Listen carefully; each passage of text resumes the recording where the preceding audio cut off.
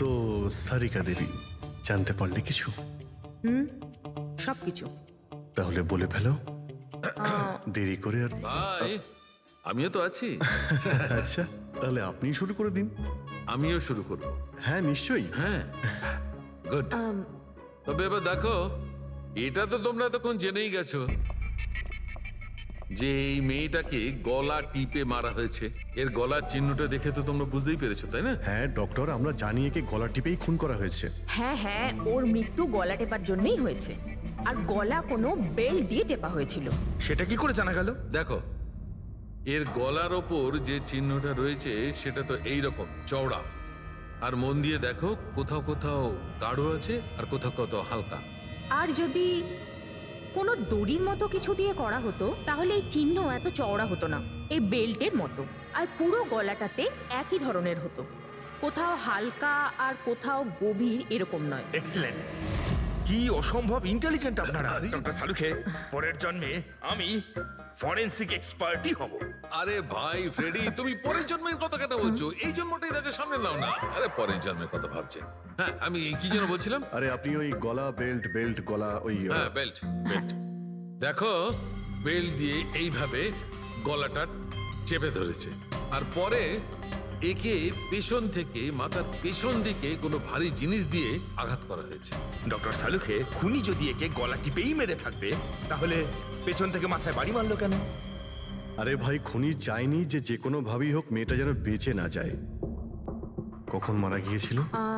রাতে 12টা থেকে 2টোর মধ্যে। রাত 12টা থেকে 2টো? এত রাতে এই মেয়েটা কি করছিল? স্যার, হতে পারে যে এ কোনো কল সেন্টারে কাজ করে, নাইট শিফটে। তাছাড়াও এর আইডেন্টিটি তো আমরা জানতে পারিনি। না না, এরকম মনে হচ্ছে না যে ও কল সেন্টার থেকে আসছিল। মেয়েটার জামা কাপড় দেখে মনে হচ্ছে হয়তো কোনো পার্টির থেকে আসছিল, আর বাড়ি ফেরার সময়। ঠিক ঠিক, সারিকা একদম ঠিক কথা বলছে। এ কোনো পার্টিতেই গেছিল, কারণ এর পেট থেকে আমরা মেক্সিকান ফুডের পার্টিকেলস পেয়েছি আর কফি। মেক্সিকান খাবার? হ্যাঁ, এসব আমি দেখাচ্ছি, এসব। এই দেখো, এইগুলো আমরা টেস্ট করেছি, আর এর দ্বারাই জানতে পেরেছি ওই যে ফুড ছিল সেটা মেক্সিকান ফুড ছিল। কি কি খেয়ে থাকতে পারে এই মেয়েটা? অ্যাভোকাডো, টমেটো, পেঁয়াজ, চিপস, আর ও হয়তো কফিও খেয়েছিল, কারণ আমরা ভেজিটেবল অয়েল আর কর্নেরও অংশ পেয়েছি। আর একটা সবচেয়ে বড় কথা, এর খাবারের মধ্যে আমরা নাইট্রোজেনের ট্রেসেসও পেয়েছি। অদ্ভুত ব্যাপার, খাবারে নাইট্রোজেন। হ্যাঁ ফ্রেডি, আজকাল ট্রেন্ডটাই এইরকম পড়েছে। সবাই আজকাল এই ধরনের সায়েন্টিফিক খাবারই খাচ্ছে। হ্যাঁ, তো এই মেয়েটা এমন একটা রেস্টুরেন্টে খাবার খেয়েছিল যেখানে সায়েন্টিফিক ভাবে মেক্সিকান খাবার বানানো হয়, যা শরীরের পক্ষে খুবই ভালো। এমন রেস্টুরেন্ট তো শহরে খুব বেশি থাকার কথা নয়।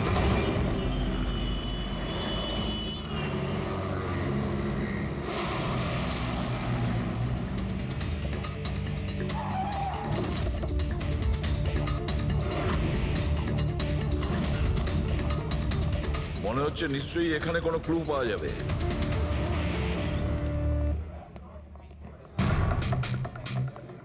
আসুন স্যার, এখানে বসুন। আচ্ছা, আপনি এটা বলুন তো যে এই মেয়েটা আপনাদের এখানে খাবার খেতে এসেছিল? আপনারা আসলে কে? সিআইডি। এখন আর কোনো কথা নয়, শুধুমাত্র ঠিকঠাক জবাব দাও। হ্যাঁ স্যার, কাল রাতেও এখানে এসেছিল, কিন্তু স্যার সিআইডি ওকে কেন খুঁজছে? একে আমরা খুঁজছি না, এর খুনিকে খুঁজছি। খুন হয়ে গেছে বেচারি। একটা কথা বলুন, এই মেয়েটা কি একা এসেছিল নাকি অন্য কেউ সঙ্গে ছিল? স্যার এসেছিল তো একাই, কিন্তু ও কথা বলেছিল অনেকের সঙ্গে। একা এসেছিল তো অনেক লোকের সাথে কথা হলো কিভাবে? আসলে আমাদের রেস্টুরেন্টে কালকে স্পিড ডেটিং নাইট ছিল। Speed dating? স্পিডে তো কার কিংবা বাইক চালানোর কথা শুনেছিলাম স্যার, কিন্তু স্পিড ডেটিং এটা কি ধরনের জিনিস? স্যার স্পিড ডেটিং ইয়াং জেনারেশনের কাছে এখন খুব পপুলার স্যার। বেসিক্যালি ছেলে বা মেয়ের মিটিংয়ের জন্য একটা প্ল্যাটফর্ম তৈরি করা হয়, যাতে ওরা নিজেদের জীবনসাথী বেছে নিতে পারে। মানে যেভাবে ইন্টারনেট থেকে যোগাযোগ হয়, তাই তো? হ্যাঁ স্যার, অনেকটা সেরকমই, তবে ফোকাসটা বিয়ের ওপর নয়, ডেটিংয়ের ওপর হয়, যাতে ছেলেমেয়েরা নিজেদের চিন্তাভাবনা শেয়ার করতে পারে আর যাকে পছন্দ হবে তাকে জীবনসঙ্গী করতে পারে। মানে যে কেউ যে কোনো লোকের সঙ্গে কথা বলতে পারে, আলাপ করতে পারে আপনাদের এই স্পিড ডেটিং এর মাধ্যমে? হ্যাঁ স্যার, প্রত্যেকটা মেয়ে আলাদা আলাদা টেবিলে বসে, আর ছেলেদের কাছে 5 মিনিট সময় থাকে তাদের সঙ্গে কথা বলার জন্য।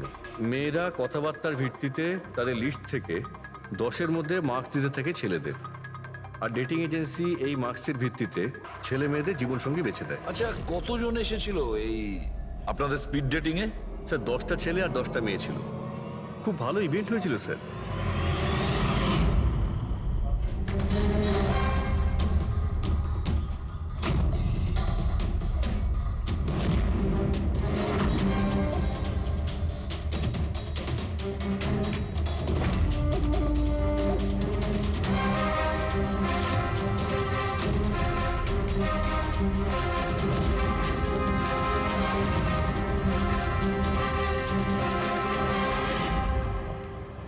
আর শুনুন, এই মেয়েটার সঙ্গে যত লোক এই আপনাদের স্পিড ডেটিং ফেয়ারে এসেছিল সবার ডিটেলস চাই আমাদের। রাইট স্যার, আসুন।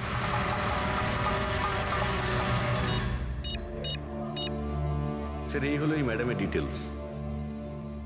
মিস মালা বিরমানি, অ্যাড্রেসটা হলো A/231B ইউক্যালিপ 1111, ফোন নাম্বার 6528119991। এই সব কিছু ডিটেলস চাই আমাদের।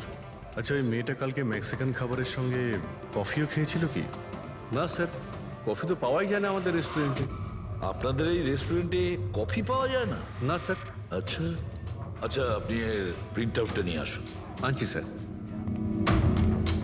হতে পারে এই মালা এখান থেকে কোনো ছেলের সঙ্গে বাইরে গিয়েছিল কফি খেতে, খাওয়া দাওয়ার পরে, আর তখনইও খুন হয়ে যায়।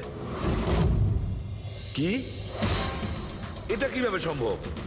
না, আচ্ছা ঠিক আছে, থ্যাংক ইউ। এত বড় একটা মিথ্যে! ওই মেয়েটার নাম ভুল আছে, ওই মেয়েটার অ্যাড্রেসটাও ভুল। আমি এটা ভেবে পাচ্ছি না যে কারো লাইফ পার্টনার খুঁজতে গিয়ে সবকিছু এত ভুল কেন। হতে পারে ওই মেয়েটা ফ্রড। যাই হোক না কেন, ওকে তো শনাক্ত করতেই হবে। লাশের কাছে না মোবাইল ছিল আর না পার্স। স্যার ওই মেয়েটা মারা গেছে 48 ঘন্টা হলো। ওর বাড়ির লোক কিংবা চেনাশোনা কেউ নিশ্চয়ই কোথাও রিপোর্ট লিখিয়েছে। পুরো বিয়েটা চেক করছে, আমরা জেনে যাবো। গোরেগাঁও পুলিশ স্টেশন মালা নামের কোনো মেয়ের মিসিং কেস ফাইল করা হয়েছে?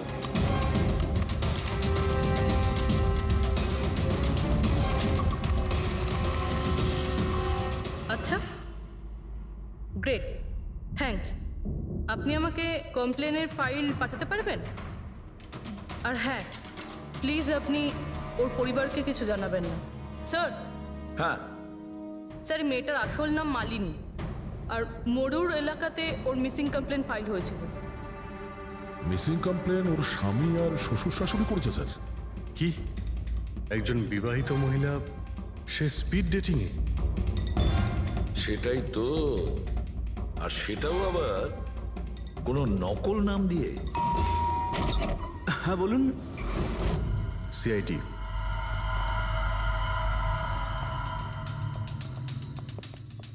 এই দেখুন স্যার, বিয়ের এত বড় একটা ছবি টাঙিয়ে রেখেছে, আর মালিনী। যদি আমি এরকম করতাম, আমার বউ আমাকে বাড়ি থেকে বের করে দিত। স্যার, কিছু জানতে পেরেছেন? মালিনী কোথায়? আই এম সরি, কিন্তু একটা খারাপ খবর আছে। খারাপ খবর? মানে মালিনীর অ্যাক্সিডেন্ট হয়েছে? কোথায় ও? কোন হসপিটালে রয়েছে? কেউ আপনার স্ত্রীকে খুন করেছেন। হ্যাঁ, খুন? কিন্তু কে কে করেছে স্যার? দেখুন, এখন যে কথাটা আপনাদের বলতে যাচ্ছি সেটা শুনে হয়তো আপনারা আরো কষ্ট পাবেন।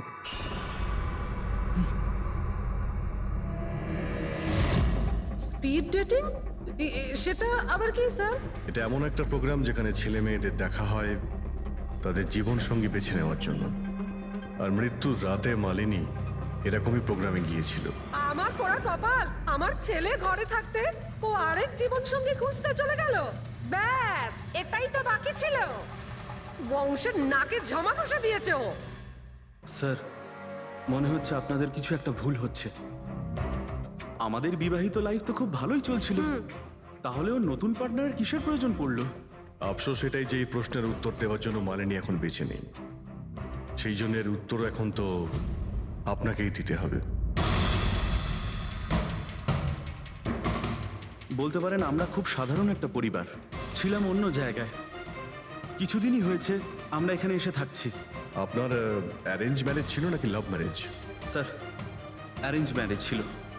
গত বছরই মালিনীর মেডিকেল এক্সাম শেষ হওয়ার পরেই আমরা দুজনে বিয়ে করে নিই। কোনো ঝগড়া বা কিছু? স্যার, না স্যার, তেমন তো আমাদের মধ্যে কোনো ঝগড়া হয়নি। এর জন্য তো আরও চিন্তা হচ্ছে যে ও স্পিড ডেটিংয়ে যেতে গেল কেন। আচ্ছা, আপনি এটা বলুন যে রাতে মালিনীর খুন হয়েছিল আপনি কোথায় ছিলেন? স্যার, আমি আমার অফিসে কাজ করছিলাম। সেদিনকে অফিসে আমার অনেক কাজ ছিল, অনেক রাত পর্যন্ত আমি কাজ করেছি। কত রাত পর্যন্ত? এই ধরুন রাত 1:30 পর্যন্ত। আমি তো বাড়িতে ফিরে জানতে পারলাম যে মালিনী বাড়িতে ফেরেইনি। ওর সঙ্গে কারো কোনো শত্রুতা? না স্যার, কোনো শত্রুতা তো ছিল না। স্যার, আমার মনে হচ্ছে ওর গয়না লুট করার জন্য কেউ হয়তো এরকম। না, গয়না লুট করার জন্য খুন হয়নি, কারণ ওর ডায়মন্ড রিং আর দামি গাড়ি সবকিছুই ঠিকঠাক ছিল। তাহলে ওকে নিশ্চয়ই ওই স্পিড ডেটিং এর লোকই মেরে থাকবে। আমি তো আগে থেকেই জানতাম যে ওই মেয়েটা মোটেই ঠিক নয়। ঠিক নয় মানে? ও তো বাড়িতে পাই রাখতো না। ওর পায়ে ওই যে কি যেন বলে, হুইল ছিল, হুইল। রাত দিন দেখো বাড়ির বাইরেই টোটো করে বেড়াচ্ছে, আর যে কোনো অচেনা লোকের সঙ্গে বকবক করছে। আমরা যদি কখনো ওকে কিছু বলতেও যাই, তেরা উত্তর দিত। একটু চুপ করো তো মা। আরে চুপ করবো কি রে, আমাকে বলতে দে তুই। আর ও যতক্ষণ বাড়িতে থাকতো একটা কুটো মেরে দেখতো না। যখনই দেখো তখনই ল্যাপটপ আর ক্যামেরার মধ্যে ডুবে থাকতো। ল্যাপটপ আর ক্যামেরা, ওগুলো আমরা দেখতে পারি?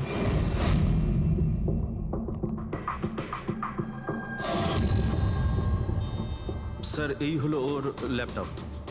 আর এই ক্যামেরাটা কোথায়? ক্যামেরা স্যার, আমার মনে হয় না যে মালিনী ওর স্বামীকে ঠকাচ্ছিল। ও অন্য কোনো উদ্দেশ্যেই ওখানে গিয়েছিল।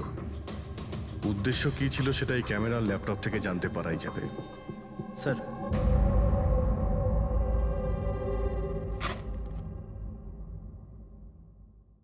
ক্যামেরা কোথায়? ব্যাগ তো খালি। স্যার, ও তো ক্যামেরা এর মধ্যেই রাখতো, জানি না কোথায় আছে ওটা। এমনটা নয় তো মালিনীর পার্টস আর মোবাইলের সঙ্গে খুনি ক্যামেরাটাও নিয়ে চলে গেছে?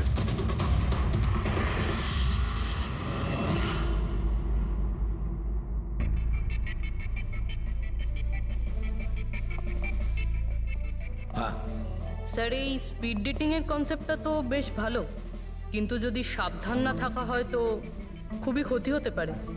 হ্যাঁ স্যার, এদের মধ্যে কেউ ক্রিমিনালও হতে পারে। একদম ঠিক, কিন্তু এই সাবধানতাটা ইভেন্ট ম্যানেজারের এবং সমস্ত পার্টিসিপেন্টদের এটা বোঝা উচিত। স্যার, হ্যাঁ, এই সোহনের মিথ্যে কথা ধরা পড়ে গেছে স্যার। এ আমাদের বলেছিল পরশুদিন রাতে ও নিজের অফিসে কাজ করছিল রাত্রি 1:30 পর্যন্ত, কিন্তু ওর মোবাইল ডিটেলস অন্য গল্প বলছে। ওর অফিস আন্ধেরিতে আর এই দাদা বান্দ্রাতে ছিল রাত 11:30 থেকে 12:30 অবধি, সেই রেস্টুরেন্টের কাছে যেখানে মালিনী গিয়েছিল স্পিড ডেটিং এর জন্য। এখনই ওকে ডেকে পাঠাও।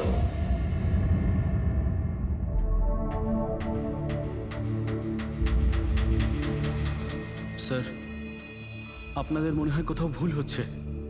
আর আমি আমার স্ত্রীকে কেন খুন করতে যাব? মাননী যখন মিথ্যে কথা কেন বললে? রাত 1:30টার সময় অফিসে ছিলে কি? স্যার, আমি তো স্যার, সত্যি এটাই যে তুমি মালিনীকে ওই রেস্টুরেন্টে দেখেছিলে ওই ছেলেদের সঙ্গে কথা বলতে। তুমি রাগে উন্মাদ হয়ে যাও আর সেই জন্য তুমি ওকে খুন করো। না না স্যার, আপনি যাই বলছেন তার মধ্যে অর্ধেক সত্যি অর্ধেক মিথ্যে।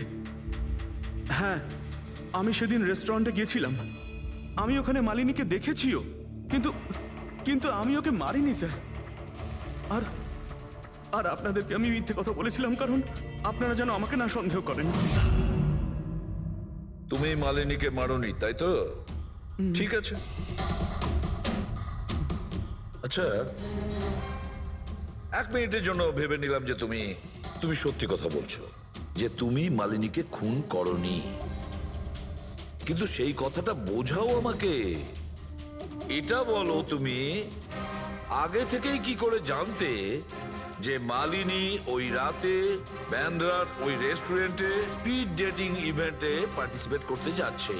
স্যার, মালিনী কয়েকদিন ধরে কেমন ধরনের ব্যবহার করছিল জানো? না রাত না দিন যখনই মন চাইতো বাড়ি থেকে বাইরে বেরিয়ে যেত। যখনই আমি এই ব্যাপারে ওর সাথে কথা বলতে যেতাম তো তো তো অজুহাত দেওয়া শুরু করতো। তারপরে সেদিন রাতে আমার বন্ধুর মারফত আমি জানতে পারি যে ও ব্যান্ড্রার একটা রেস্টুরেন্টে বসে আছে।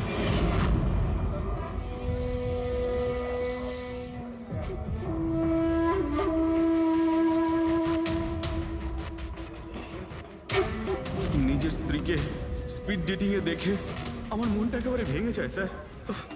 আমার মনে হয়েছিল যে আমার ভালোবাসায় কি কোনো খামতি রয়েছে, কিন্তু আমি ওই মুহূর্তে ওই রেস্টুরেন্টে ওর সাথে ঝগড়া করিনি।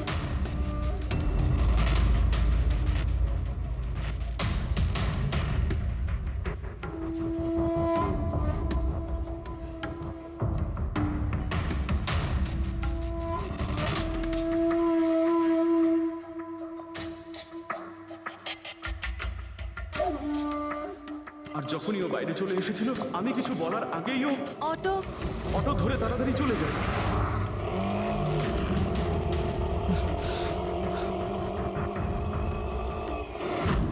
স্যার আমি সত্যি কথা বলছি, আমার উদ্দেশ্যটা শুধু ওর সাথে কথা বলাই ছিল, ওকে একেবারেই প্রাণে মারতে নয়। আফসোস যে মালিনীর সাথে আমি শেষ কথা বলতে পারলাম না। এখন এই রহস্য সারা জীবন রহস্য হয়েই থেকে যাবে যে ও আমার সাথে প্রতারণা করলো কেন। ও তোমার সঙ্গে প্রতারণা কেন করলো? ঠিক আছে, এবার আমি তোমাকে যেতে দিচ্ছি, কিন্তু এটা ভেবো না তুমি যে আমরা তোমাকে সন্দেহ করছি না। সেটা তো ততক্ষণই থাকবে যতক্ষণ না তুমি নির্দোষ প্রমাণিত হচ্ছ। বুঝেছো তুমি?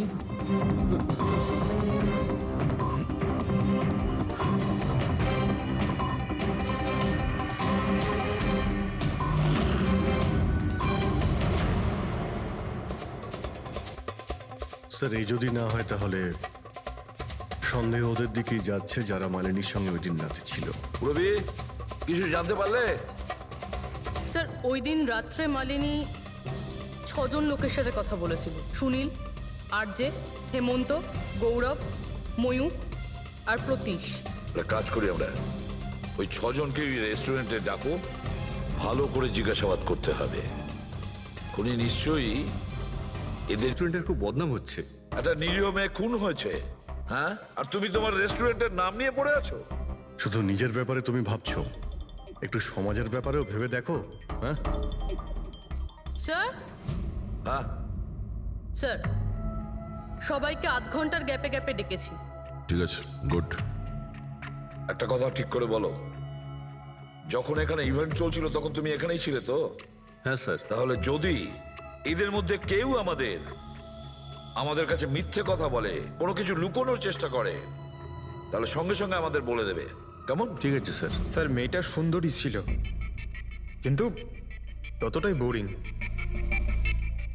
ওর প্রতিটা কথা আমার মাথার উপর থেকে বাউন্স করে চলে গেছে। স্যার ও তো আমার সাথে বেশি কথাও বলেনি।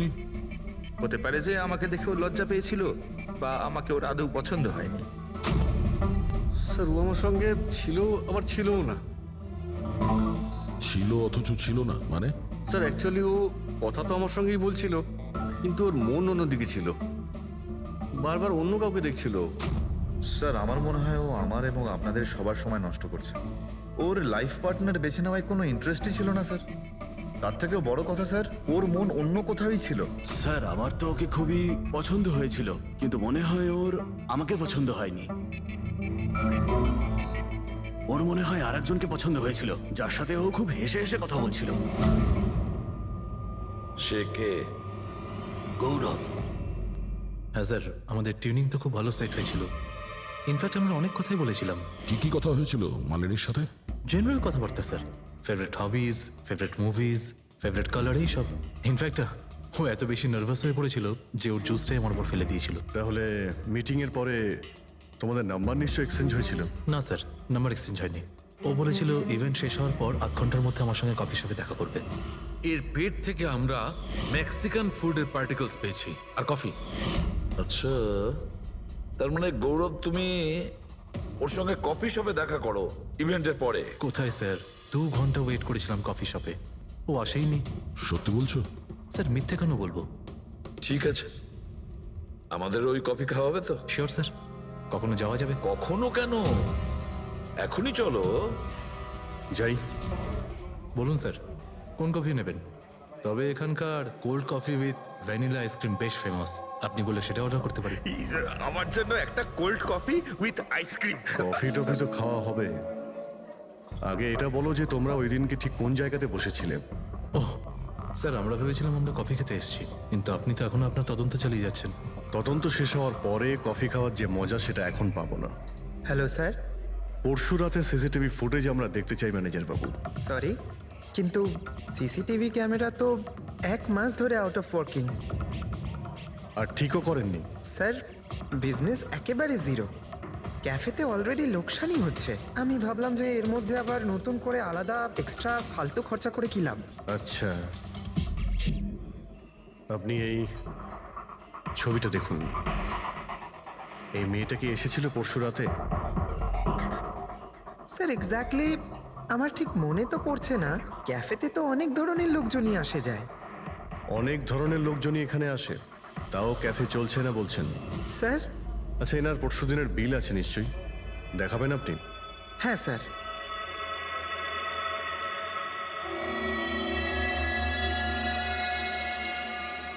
স্যার এই যে বিল, 27 তারিখ রাতের 11টা বেজে 4 মিনিটের বিল এটা। 1 মোকা কফি আর একটা ক্যাফেচিনো কফি। তুমি তো বললে তুমি একা ছিলে, তাহলে এই দুটো কফি কিসের জন্য? স্যার আমি তো ওর জন্য কফি অর্ডার দিয়েছিলাম, ও না আসলে আমি কি করব? আমি অনেকক্ষণ ওর জন্য অপেক্ষা করেছিলাম।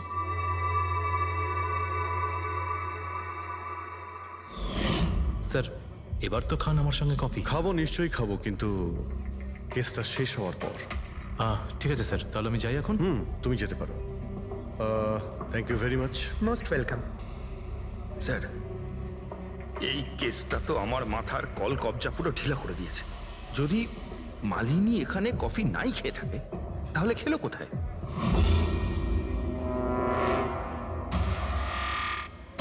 ওই গৌরবী আবার মালিনীকে মেরে ফেলেনি তো?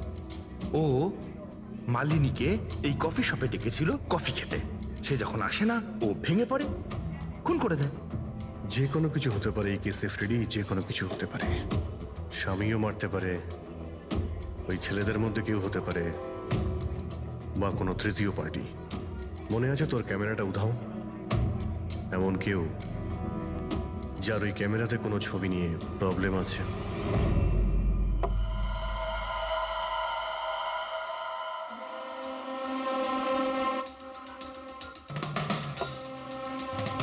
যদি মালিনীর ক্যামেরাটা উধাও হয়ে যায়, তাহলে মালিনী নিশ্চয়ই এমন কোনো ছবি তুলেছিল যেটাতে কারোর না কারোর রাতের ঘুম কেড়ে নিয়েছিল। স্যার, ক্যামেরা দিয়ে ছবি তোলার পরে বেশিরভাগ লোকেরা যে ল্যাপটপে সেগুলো সেভ করে রাখে। স্যার ল্যাপটপে তো কোনোই ছবি নেই। হতে পারে ও ইন্টারনেটে কোথাও সেভ করেছে, নিজের ইমেল অ্যাকাউন্টে কিংবা কোনো পার্সোনাল ওয়েবসাইটে। তার মানে স্যার, আজকাল ক্যামেরা থেকে ডাইরেক্ট ফটো অনলাইনে সেভ হয়ে যায়। হ্যাঁ ফেডরিক, হতে পারে ইন্টারনেটের মাধ্যমে। ও গ্রেট। পাওয়া গেছে? হ্যাঁ স্যার। স্যার ফটোর ওয়েবসাইট আর তার পাসওয়ার্ড পেয়ে গিয়েছি, এই দেখুন। ওয়েল, দেখাও তো একটু। স্যার এই ক্যামেরা থেকে ভিডিও ফুটেজ বানানো হয়েছিল ওর মারা যাওয়ার কিছুক্ষণ আগে।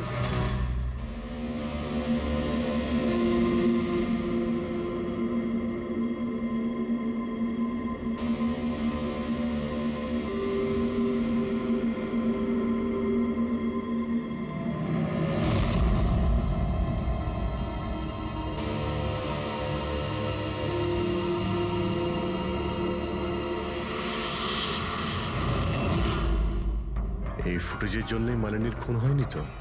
হতে পারে, নিশ্চয়ই হতে পারে। মনে হচ্ছে এই মালিনী কারোর হয়ে স্পাইগিরি করছিল, কারোর মুখোশ খুলে দিতে চেয়েছিল, আর এই জন্যই ও খুন হয়ে যায়। এই মালিনীর সম্পর্কে আমরা এখনো ঠিক জায়গায় পৌঁছতে পারিনি স্যার। এতক্ষণ মনে হচ্ছিল যে ও স্পিড ডেটিং এর জন্য গেছে, তারপরে জানা গেল যে ও বিবাহিত, মেডিকেল প্রফেশনাল, আর এখন জানা যাচ্ছে ও কারোর ওপর গোয়েন্দাগিরি করছিল। আর ওই গোয়েন্দাগিরিটা কোনো মেডিকেল ফিল্ডের সঙ্গে কানেক্টেড হতে পারে, কারণ ফুটেজে দেখোনি চারিদিকে শুধু মেডিসিন সাজানো। স্যার এই ফুটেজের মধ্যে একটা জায়গাতে একটা ছায়া দেখতে পাওয়া গেল না? খুনির হতে পারে। চেক করি চলো।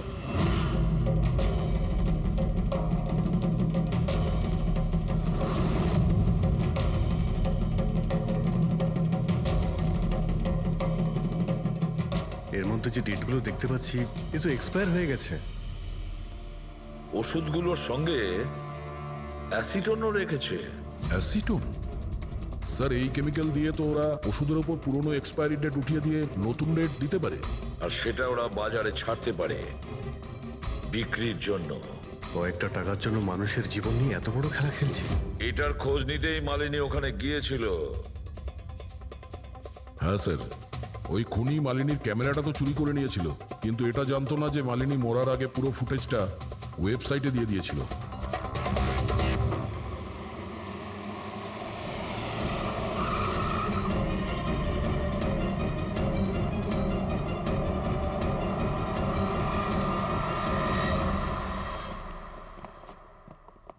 স্যার আপনারা কাকে খুঁজছেন? আমরা সিআইডি থেকে। স্যার এ তো আমাদের কোম্পানির ডিব্বা। ওটা তো আমরাও দেখতে পাচ্ছি, কিন্তু কি চলছে এই গোডাউনে? পুরনো ওষুধকে নতুন বানানোর ধান্দা চলছে, হ্যাঁ? না স্যার, আমাদের এখানে কোনো বেআইনি কাজ হয় না। বরং আমি এটা বুঝতে পারছি না যে এই জায়গাটা কোথায়। আচ্ছা, এটা তোমাদের গোডাউন নয়?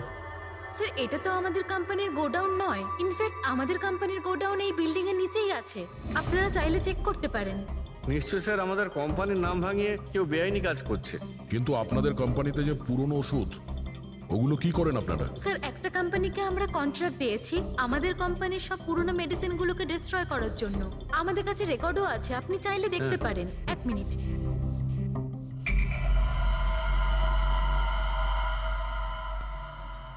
স্যার এই দেখুন, এখানে কোম্পানির সমস্ত রেকর্ড মেনশন করা আছে।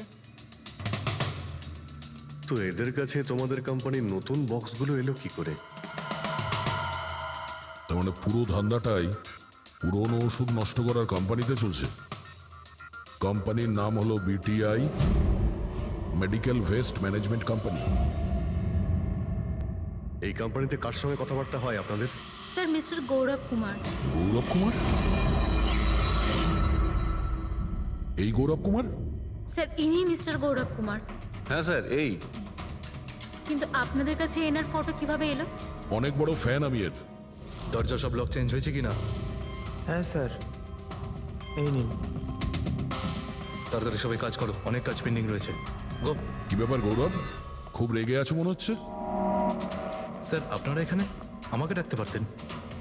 ভাবলাম বারবার তোমায় কেন কষ্ট দেব, আমরাই চলে আসি। স্যার এবারে আপনাদের কফি না খাইয়ে ছাড়ছি না। আচ্ছা, কখনো জেলের কফি খেয়েছো?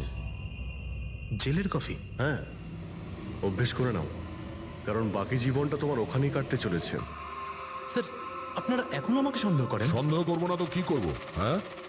ফিগল্যাক্সি কোম্পানির পুরনো ওষুধগুলোকে নতুন করার ব্যবসা করছো তুমি। আপনি কি বলছেন স্যার? তোমার কোম্পানির গোডাউন দেখতে হবে আমাকে, চলো দেখাও। স্যার আমার কোম্পানির গোডাউনের চাবি হারিয়ে গেছিল, এই দেখুন এই মাত্র ডুপ্লিকেট বানিয়ে আনলাম। আপনারা চাইলে আমার স্টাফেদের জিজ্ঞেস করুন। চাবি হারিয়ে গেছে? হ্যাঁ স্যার। এইভাবে কি করে হারিয়ে যেতে পারে? হ্যাঁ জানি না স্যার, অ্যাকচুয়ালি ওই দিন যখন আমি স্পিড ডেটিং এ গেছিলাম তখন আমার কাছে চাবিটা ছিল। তারপর হারিয়ে গেল। যখন তুমি স্পিড ডেটিং এর জন্য গিয়েছিলে তখন চাবিটা নিজের সঙ্গে নিয়ে গিয়েছিলে? অ্যাকচুয়ালি স্যার এই চাবিটা সবসময় আমি সঙ্গে রাখি। ফার্স্ট টাইম হলো এটা যে চাবি হারিয়ে গেল। এই মালিনী কি তাহলে চাবি চুরি করেছিল, তারপর ওখান থেকে সোজা বেরিয়ে এই গোডাউনে আসে ভিডিও করার জন্য? গৌরব তুমি বলছিলে কি মালিনী তোমার উপরে জুস ফেলে দিয়েছিল, কি এক্স্যাক্টলি কি হয়েছিল? স্যার অ্যাকচুয়ালি সেই রাতে হেই হাই। হাই। এর আগে আপনার কতগুলো গার্লফ্রেন্ড ছিল? গার্লফ্রেন্ড তো ছিল, ওর নাম ছিল খুশি। আচ্ছা, ব্যাপারটা এগুলো না কেন? অ্যাকচুয়ালি ওকে কেউ সিরিয়াসলি নিতই না। যখনই কাঁদতো সবাই বলতে এ তো খুশিতে কাঁদছে। আরে আপনার সেন্স অফ হিউমার তো আরে আই এম সরি আপনার শার্ট ইটস ওকে, দোষটা আমারই।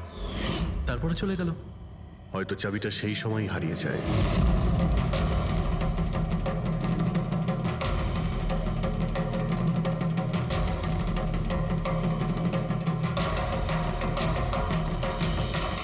মালিনী চাবি চুরি করেছিল? হ্যাঁ, এখানে এসে তোমার বিরুদ্ধেও প্রমাণ জোগাড় করেছিল, সেই জন্য তুমি ওকে মেরে দিয়েছো। স্যার এসব মিথ্যে। স্যার ওই দিন রেস্টুরেন্টের পর ওর সঙ্গে দেখাই হয়নি। চলো এই গোডাউনটা দেখাও যার চাবিটা হারিয়ে গেছিল। এখন তো নতুন চাবি এসে গেছে না, চলো।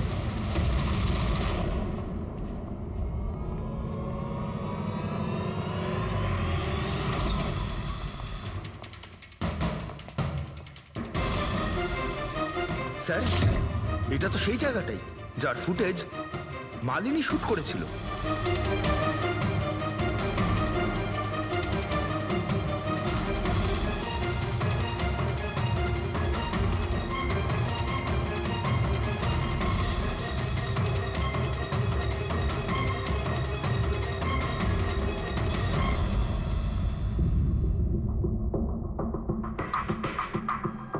তার মানে এখানে পুরনো ওষুধগুলোকে নতুন বানানো হয়, হ্যাঁ?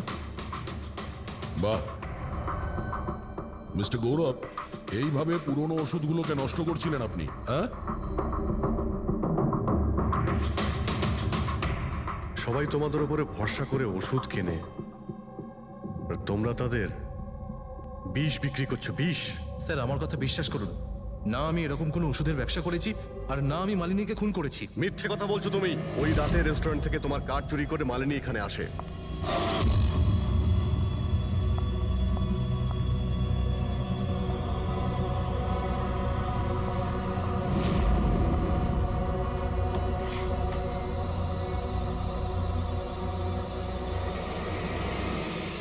ও এখানে সেই ফুটেজ শুট করে।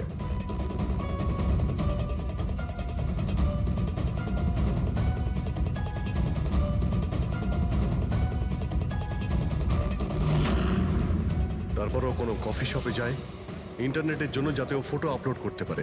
এক্সকিউজ মি, ওয়াইফাই এর পাসওয়ার্ড? ঠিক আছে, থ্যাংক ইউ।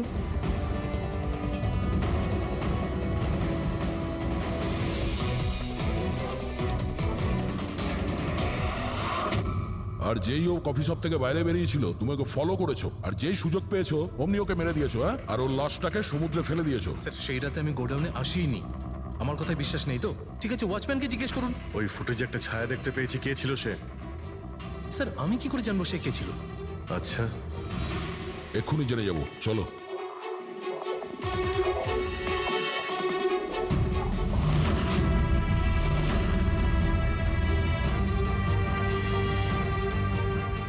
একটা কথা বলো, এ পরশু রাতে এখানে এসেছিল? না স্যার, এই সাহেব তো আসেননি সেদিন রাতে। আচ্ছা, এই মহিলা এ এসেছিল?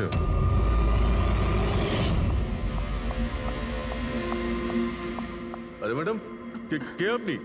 আর এখানে এই সময় কি করছেন আপনি? আসলে আমি না ভুল অ্যাড্রেসে চলে এসেছি, সরি সরি। আরে শুনুন, আরে হয়তো এই ছায়াটা এরই ছিল।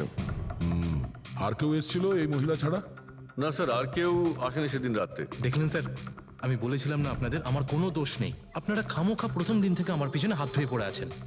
তোমার পেছনে পড়বো না তো কি করব, হ্যাঁ? এই নকল ওষুধের কালোবাজারি তোমার তদারকিতে হচ্ছে এখানে। স্যার আমি এসব করি না। আমার কাজ হলো ফার্মাসিউটিক্যাল কোম্পানির সঙ্গে কন্ট্যাক্ট করা, যাতে ওরা এসে পুরনো ওষুধ নিয়ে যায়। ইনফ্যাক্ট আমি তো রেগুলার অফিসেও আসি না। আচ্ছা, রেগুলার বেসিসে এই গোডাউনে নজর কে রাখে? তোমার কোনো এমপ্লয়ি তো আছে এখানে? হ্যাঁ স্যার, প্রতীশ, ও এখানকার অপারেশন ম্যানেজার। প্রতীশ? আচ্ছা, ওই ডেটিং এর ইভেন্টে প্রতীশের সঙ্গে কথা হয়েছিল, ও ছিল না ওখানে? হ্যাঁ স্যার।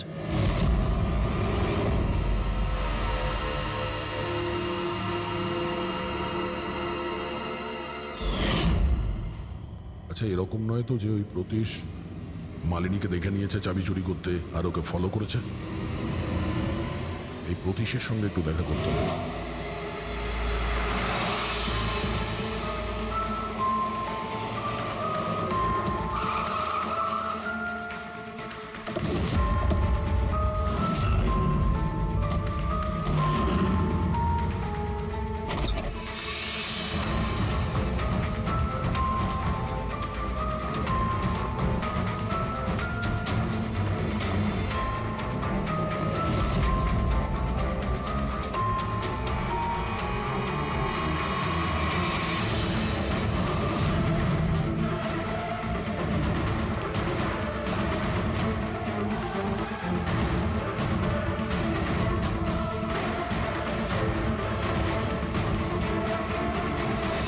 স্যার এই ভাঙা মোবাইল, ক্যামেরা আর পার্সটা পেলাম।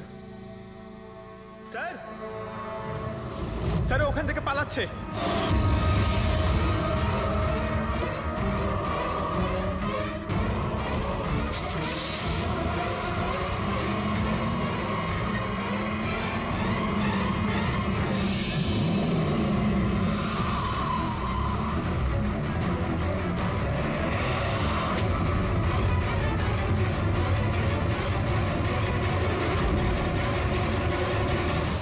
দেখো, মিথ্যে কথা বলে আর কোনো লাভ নেই।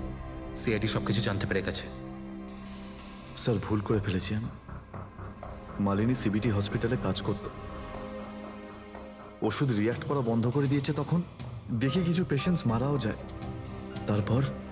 তারপর ওর মাথায় জেদ চাপলো যে ও জেনেই ছাড়বে যে ওষুধ কাজ কেন করছে না, এর পেছনে কে আছে। মালিনী সন্দেহ হয়েছিল তোমার ওপরে আর তোমার কোম্পানির ওপরে, সেই কারণে ও গোয়েন্দাগিরি করতে ওখানে চলো স্পিড ডেটিং এ পৌঁছেছিল, যেখানে তুমি আর এই গৌরব যাচ্ছিল। হ্যাঁ হ্যাঁ স্যার, কিন্তু আমি কি করতাম? আমি বাধ্য ছিলাম স্যার, অসহায় ছিলাম। আমার একটা অন্যায় লুকোনোর জন্য আমি আর একটা অন্যায় করলাম। মেরে ফেলেছি মালিনীকে, আমি মেরে দিয়েছি ওকে আমি।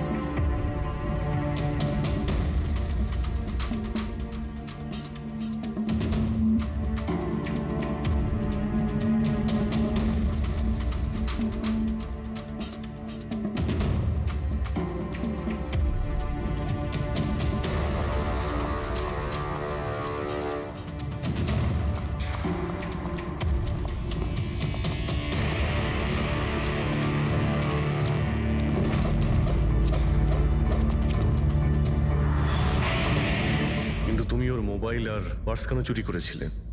যাতে যাতে আপনারা মনে করেন স্যার লুটপাটের চক্করে চুরি হয়ে গেছে। লুটপাট? কিন্তু ওর দামি ঘড়ি আর ডায়মন্ড রিং বের করতে ভুলে গিয়েছিলে।